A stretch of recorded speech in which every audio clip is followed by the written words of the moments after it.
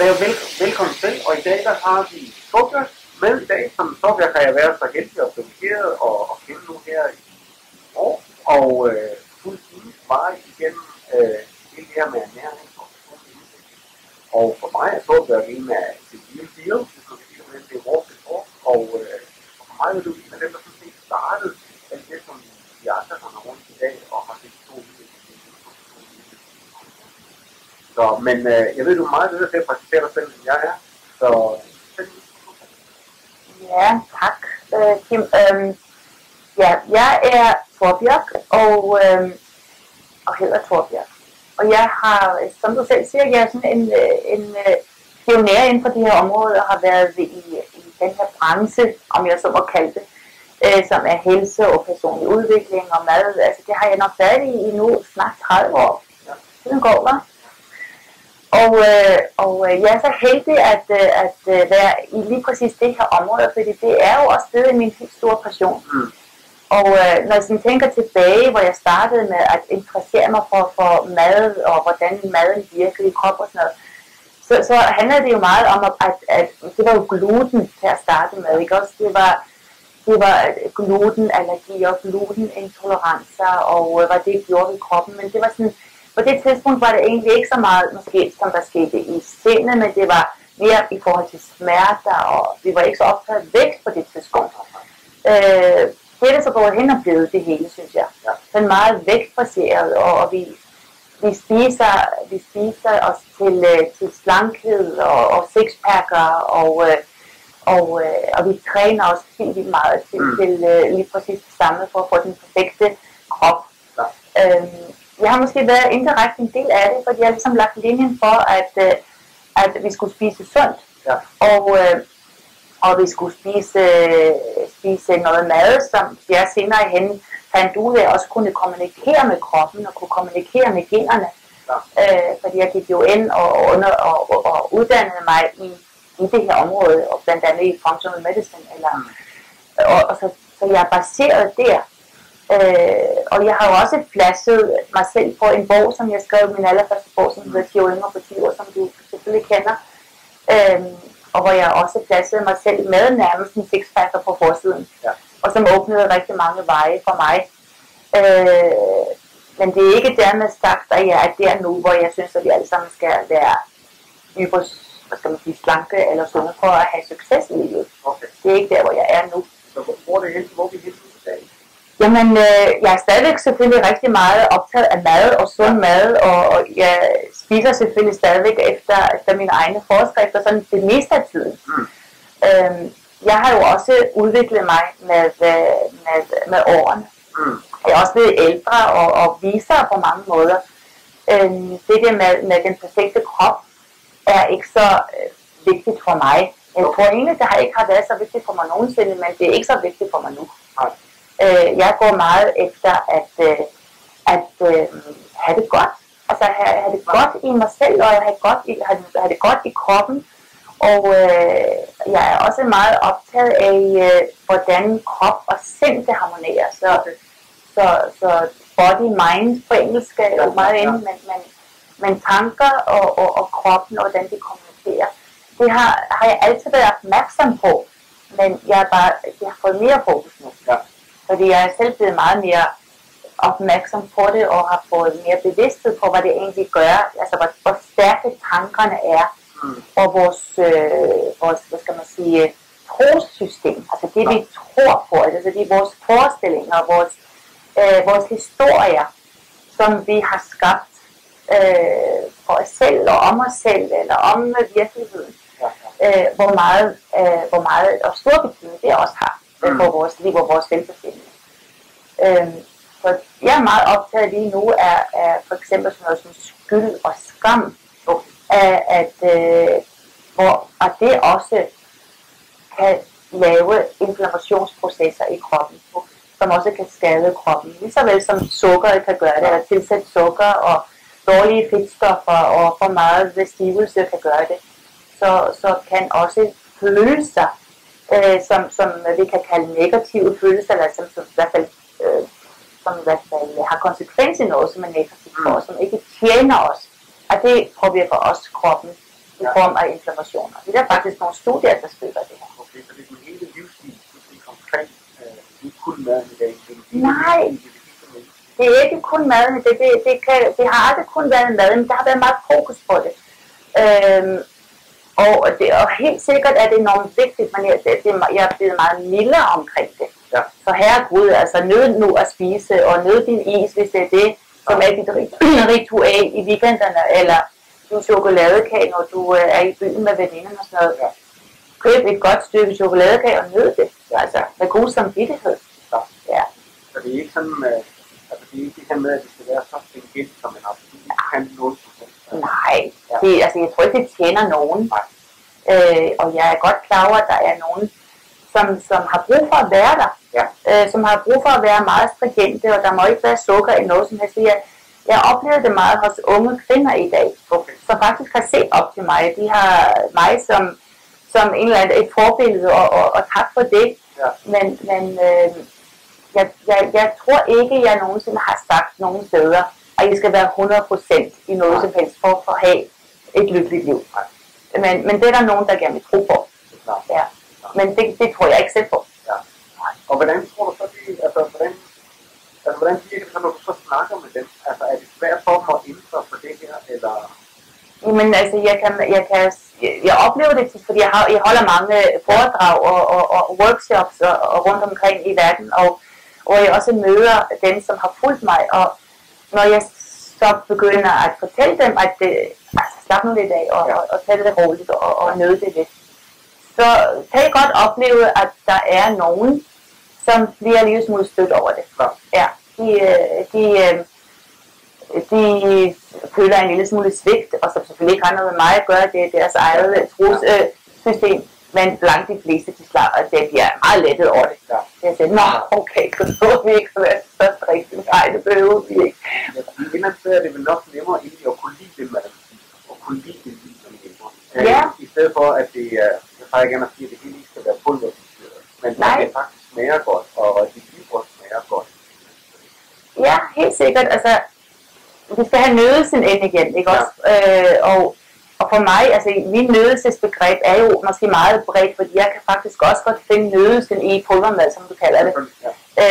Fordi at det gør noget for mig, som jeg oplever nydelse af. Jeg har bare besluttet mig for, at det her, det er nydelse. Alt, hvad jeg smager eller spiser, det behøver ikke nødvendigvis at smage super godt.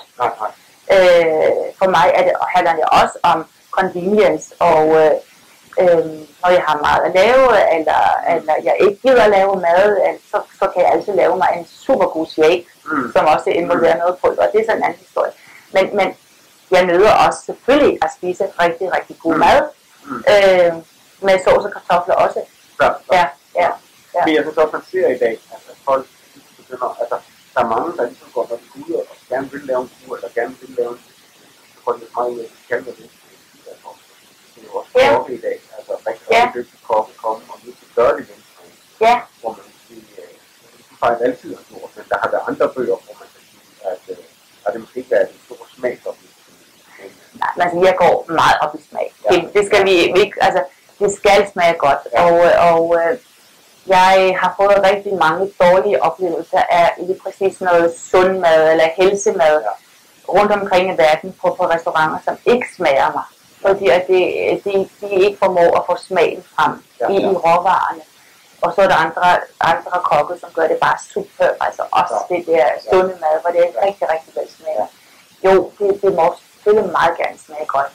Men indimellem så går jeg også på kompromis med, at min grønne drik, som ser forfærdelig ud i farverne, sådan noget, den smager altså ikke godt, men ned kommer den, og alt er godt. Og det bliver også en nydelse for mig, fordi jeg beslutter mig for det, fordi det gør mig noget godt. Ja. Så det er på den måde, jeg tænker det. Men du ser mig også sætte mig ind på en restaurant og bestille et eller andet, og så kan det godt være måske en lille smule sukker i, men jeg spiser det alligevel. For, altså, sådan skal det heller ikke være. Jeg går ikke sådan rundt i hele byen for at finde det ene sted, som laver mad, hvor der er ingenting i af det, som jeg til daglig ikke spiser. Jeg ved, du har været en del udlandet også, og du har fået dine bøger ud i udlandet også. Og du arbejder også på nogle nye koncepter. Ja, der er gang i den. Altså,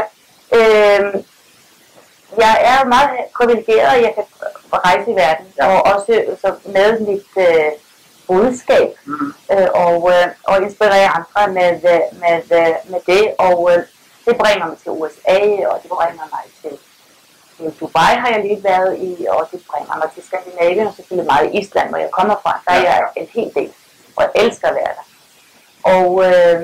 Og mine bøger er jo også det at få sådan lidt international plads, i og med at min første bog, 10 år yngre, og Brustbogen, som handler om Shakes og sammen. Og de er begge to oversat til engelsk, og er nu på det engelsk sprogede marked. Ja. Så det er spændende. Ja, det er rigtig spændende. Og hvad arbejder du på noget nyt?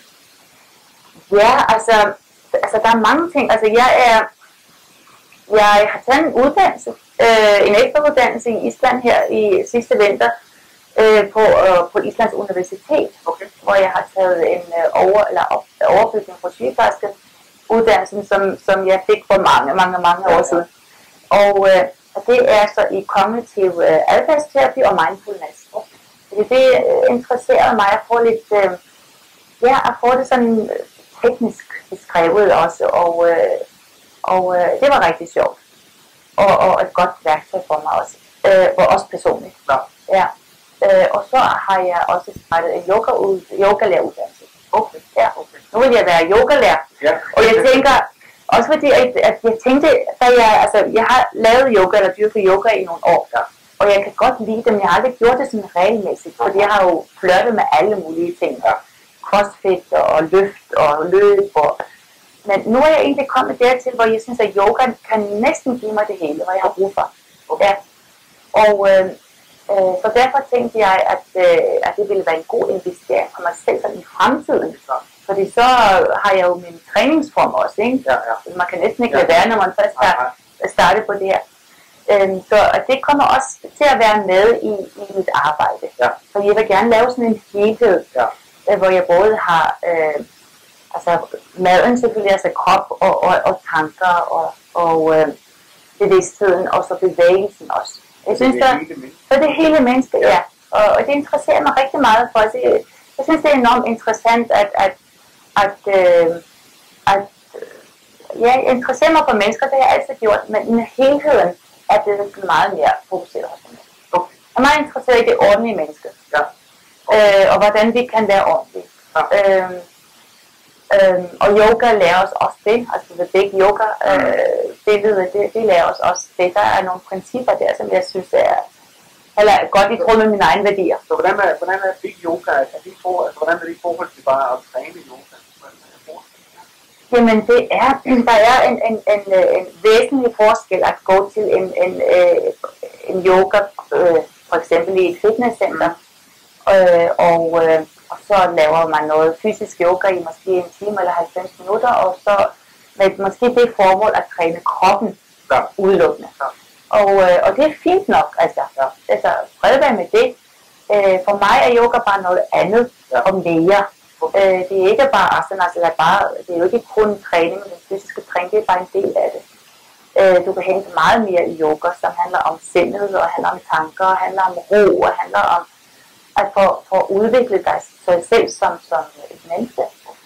Og at være ordentlig over for dig selv, over for dine medmennesker, over for naturen. Og det er sådan nogle æresbegreber i virkeligheden. Men er det ikke træning, eller er det? Altså, den form for yoga, som jeg laver, som er mest Ashtanga yoga lige nu, det er også en meditation. Det er 90 minutter. Det er åndedrættet. Der er vejrtrækningen, det er bevægelsen, det er stillingerne, og hvis du gør det på den rigtige måde, for det kræver selvfølgelig en øvelse, så er det en lang meditation.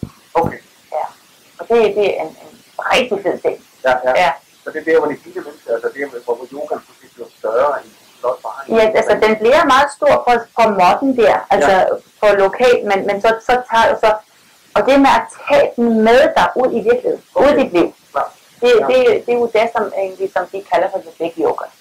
Og man kan bruge det, som du lærer, eller som du får med dig fra måtten, altså du kan bruge det også til ud. i dit liv. Ja, det er meget spændende. Okay. Og æresbegreb, altså, jeg er sådan gået lidt og bliver sådan lidt mytisk her på mine dage her, og jeg er meget sådan interesseret i nogle måder, hvordan vi kan handle os ud fra nogle, ikke regler, men måske æresbegreber og værdier. Okay. Ja. Altså, jeg har selv nogle værdier i mit liv, og det er også det, som jeg underviser i. Jeg tror, det er sådan en meget god, om vi kan kalde det for en template, eller hvad vi kan kalde det. Ja. Og vi har måske sådan et værdisæt, som vi kan bygge vores måde, som vi har lyst til at leve på. Og så kommer den her, eller giver mig anledning til at bringe The Vitality Warrior op. Fordi at det er måske mit nye koncept. Jeg har været udviklet det, og det er noget, som er kommet til mig for et par år siden. Da jeg selv havde en svær periode i mit liv. Og måske er den for 3 år siden. Men hvor jeg sådan gik lidt ned med flaget, om jeg så må sige. Både mentalt, det er ikke måske så meget fysisk, men mere mentalt. Så jeg tror måske, at der havde været for mange år, hvor jeg følte, måske var det ikke, men jeg følte, der var meget opmærksomhed på mig. Og hvad jeg gjorde, og hvordan om jeg nu gjorde tingene rigtigt eller ikke rigtigt og sådan noget. Så jeg blev nærmest lidt sådan fange, oplevede jeg, altså fange i mit eget koncept. Kan du forstå det? Ja. Og det ramte mig på et eller andet tidspunkt. Så handlede jeg på det, og flyttede fra det sted, jeg boede, som var et fantastisk sted, og jeg gav en masse ting fra mig, og havde bare egentlig brug for at gøre mit liv så simpelt som overhovedet muligt. Altså forenkle det hele. Ja. For ligesom at finde bedre ind i min egen kerne, og hvad jeg selv ønskede for mig selv. Ja. Og sådan måske at redefinere mine egne værdier. Ja. Og det gjorde jeg så med at tage på Roskilde Festival. Okay.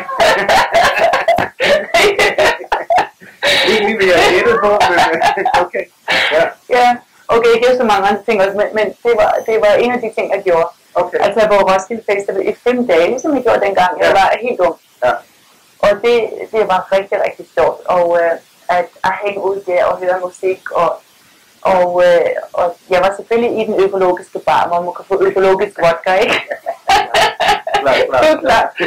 Men jeg kom hjem fra det her fantastiske festival og blev meget syg efter. Fordi der er jo, hvis du har været på Roskilde Festival, så ved du, at der er urinstøv alle vejen. Ja. Og det satte sig i mine lunger, og jeg tror måske, jeg fik en snatter af lungebetændelse eller et eller andet. Så jeg lå i sengen i 3 dage med meget høj feber, og jeg fik en vildelse, og gik ud og ind af virkelighed og en drømmeverden. Ja. Og høj feber kan faktisk også gøre det ved hjernen, eller at man kan komme ind i en anden bevidsthed. Og så jeg mødte for at sige det meget lang historie kort, eller en lang drøm meget kort, så mødte jeg en masse mytologiske væsener i den her verden, som fortalte mig en masse ting, og viste mig en masse ting, og inspirerede mig med en masse af deres historier. Og så tog jeg det med mig, og jeg skrev det alt sammen ned. Jeg havde en blog, og jeg skrev det ned, det jeg huskede, og så var jeg inde igen. Så kom jeg tilbage og skrev det ned. Og så tog jeg The Vitality Warrior med mig. Okay. Og jeg blev så klar over, at at jeg var selv i den proces, hvor jeg var en såret kriger nærmest. Altså jeg var lidt falden kriger. Og det så jeg gjorde efterfølgende, til at ligesom at hele mig selv, er måske den røde tråd i det her koncept, som jeg skal til at skrive en bog om. Ja. Så det handler egentlig bare, det handler meget omkring at være god mod sit liv. Ja. Og have dem som platform i forhold til ernæring, eller træning, eller... Ja. Men altså, det er i hvert fald min tro nu, eller min overbevisning lige nu, at det er, for mig er det vigtigt at være tro imod sine værdier. Og ikke dermed sagt, at jeg er fast tømret på, at det skal være disse værdier. For det kan jo godt ændres. Det er klart. Lige nu er det sådan her, og så kan det godt være de andre om 6 måneder. Men det vigtigste er, at de er der, og jeg har beskrevet dem, fordi jeg tror på dem, og vil gerne leve i overensstemmelse med dem. Og at være tro imod mig er absolut en af de vigtigste. Ja. Og for mig er det også meget vigtigt at kunne skelne imellem, altså hvad er min virkelighed, og hvad er sandt, og hvad er ikke sandt, altså hvad er... Så det er en ærlig, altså hvor også en ærlig tilgang på til, hvad kan man sige, træning, ja. Ja. Og jeg tror, at i bund og grund, så finder vi det alt sammen i os selv, ikke? Ja. Så at jeg tror egentlig mere på, at det er vigtigere at finde til de sande værdier, og være tro imod dig selv, fordi hvis du er det, så kan du næsten ikke være andet over for andre. Nej. Det er jo dig først, ikke? Ja. Altså det er meget vigtigere, end at der slipper noget sukker ind i din hverdag, eller altså det er det bedre i hvert fald. Ja. Så den store bevægelse hen imod det hele med, og det fulde, altså men det vil jeg så gerne. Jeg vil gerne lave sådan en bevægelse om det, og håber på, at dem, der kan lide altså det andet, som jeg har gjort, som også har været rigtig godt, altså slet ikke, altså jeg håber, de også kan lide den nye vinkel på det. Ja. Det er jo bare en naturlig følge af det, fordi altså maden må altid være basic, altså det er det for mig stadig, det er jo basic, fordi det er meget svært at tage en ordentlig beslutning, hvis din hjerne er fyldt med alt muligt klister fra sukker og stivelse og dårlige, altså inflammationer på grund af for dårlig mad og sådan. Så er det jo svært at tage de gode beslutninger. Eller i hvert fald hele beslutninger, være klare beslutninger. Så at vi kan jo ikke udelukke maden. Det er klart. Det kommer vi ikke til. No way. Det er så energisourcen, ja. Ja, det er energisourcen. Ja. Og så er der alt den anden energi, som vi kan få andre steder fra. Ja. Er vi så heldige, at der kommer en bog også om det? Jamen det er vi så heldige, at det gør. Og jeg har skrevet en kontrakt på den, fordi de var vilde med den inden for redaktionen, og så siger jeg, du går bare i gang, Torbjørn. Du skriver bare alt det, du har lyst til. Og alle dine tanker og alle dine filosofier, og jeg var what? Really? I ved ikke, hvad I går ind til. Jo, gør det bare. Så det kommer jeg til at gøre. Jeg skal lige finde et sted, for jeg har sådan en forestilling om, at jeg vil tage og rejse et eller andet sted hen for at skrive den. Det finder jeg ud af. Ja. Rigtig mange mennesker får rigtig meget glæde af, og jeg glæder mig rigtig meget til også fra det. Det er en fantastisk historie, jeg synes det er en fantastisk bevægelse også at følge.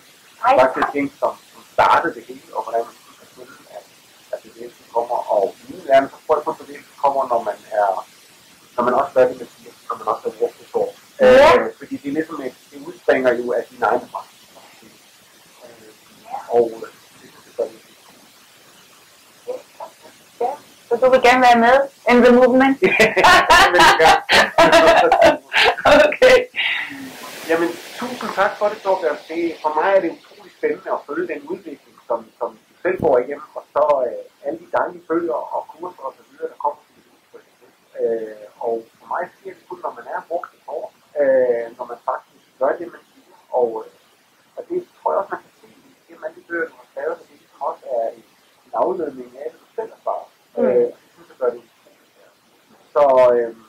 Så som en service til dem, der nu her ser på det, hvor kan man finde dig hen i dag? Er det foredrag, kurser? Har du online kurser? Har du bøger? Hvor kan man finde dig? Ja, altså jeg har jo skrevet de her bøger, men som desværre de fleste er udsolgte. Eller der er ikke flere af dem fra forlaget, men man kan jo låne dem på biblioteket, og så kan man selvfølgelig købe den engelske version på Amazon.com. Og så har jeg online kurser, som altid er ongoing kurser, så det er et meget populært kursus, som er på dansk og hedder 10 år yngre på 10 uger. Og det er med mig med hele vejen, og forum og videoer og opskrifter til hver uge, så det er rigtig populært og rigtig godt sat sammen. Det vil sige, at hvis man ikke kan komme på de kurser, så kan man faktisk få selv så kan man bare tage kurser hjemme på sin egen laptop derhjemme i stuen, og hygge sig med det. Og det kursus kan man godt finde på min hjemmeside, som er torbjørk.dk, og der er der også nogle andre informationer om, hvad jeg ellers laver og foretager mig, og hvor man kan bestille tid. personlige forløb og konsultationer med mig. Og der er masser af opskrifter derinde, hvis man bare lige vil gå i gang med at lave en smoothie eller et eller andet. Ja, klar. Ja. Ej, hvor lækkert. Men jeg ved også, at du har en nyhedsbrev. Jeg har i hvert fald har fuldt op, Ja, hvor der er en og der er et masse spændende ting. nyhedsbrev, man kan Ja. melde sig til. Ja. Hvor lang tid tager online-kurset? Det tager 10 uger. Det tager 10 uger? Ja. Okay, så det følger Det er hver uge, simpelthen, så er der mig på skærmen og opskrifter til hver uge, og det er ren underholdning, men også en masse undervisning og inspiration. Okay. Og man bliver ikke smidt ud, hvis man ikke har fuldført det på 10 uger. Okay. Ja. Så man kan tage det igen. Man kan godt... Man kan tage det om igen og igen. Ja, okay. Ja. Ej, hvor lækkert. Ja.